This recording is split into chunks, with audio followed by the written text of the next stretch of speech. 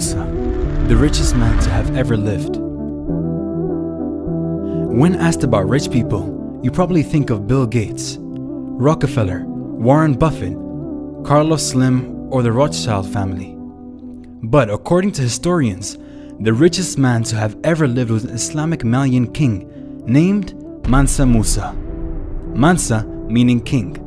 Mansa Musa ruled over the Malian Empire of Mali from 1312 till 1337 and caught the attention of Europeans and Arabs after his renowned Hajj, Islamic pilgrimage, to Mecca in 1324. During this, Mansa Musa's fortune was estimated at $400 billion and caught the eye of many beyond the countries he visited.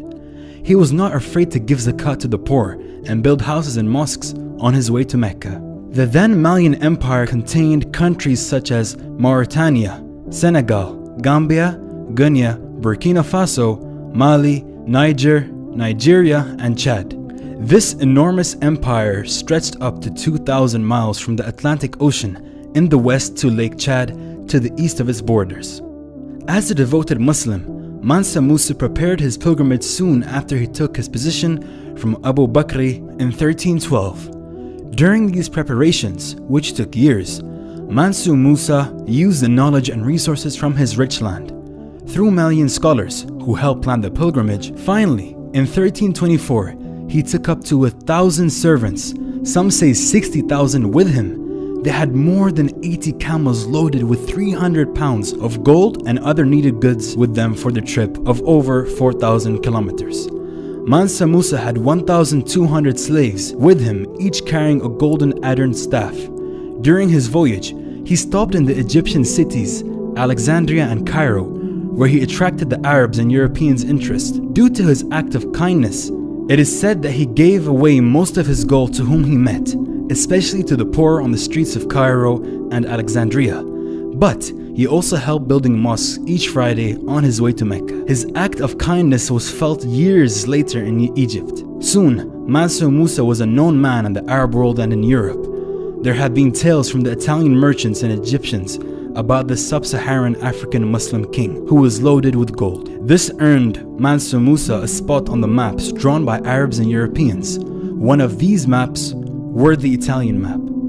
Coming back home, Mansa Musa brought with him Arab scholars, architects, and bureaucrats to help him build the historic building we now have in Gayo and Timbuktu. Timbuktu became a famous scholarly, cultural, and flourishing trade city in these years, a city to which people from Europe, Asia, and Northern Africa came to learn, trade, and live. The legacy of these Arab Andalusian architects consists of a few masterpieces like the Jinguerber Mosque, which is a part of the University of Timbuktu. It contains the Masjid of Sidi Yahya and Sankour. Other notable buildings are the Palace of Madagou and the University/Masjid of Gao. As the amount of madaras and libraries grew together with the Islamic knowledge, at the same time, Islamic leaders and kingdoms increased the exchange of commerce, scholars, and poets. This made Timbuktu the center of Islamic studies and trade in sub-Sahara Africa. After Mansa Musa's death in 1337, his son Maghan I became Mansa. But his rule did not last as long. Attacks from Morocco and the kingdom of Songhai soon meant the downfall of this great Islamic kingdom.